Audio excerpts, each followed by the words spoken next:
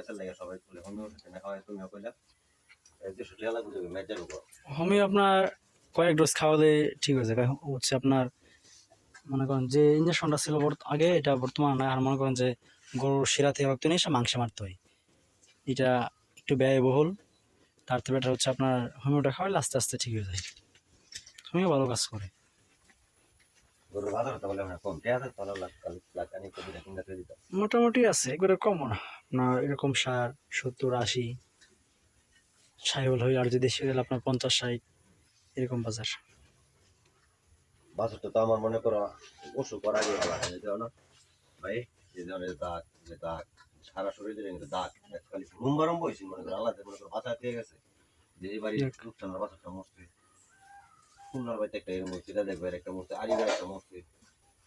আল্লাহ লাগবে আবার তোমার মনে করো তুমি মুশারফের চিকিৎসা আমার কইছে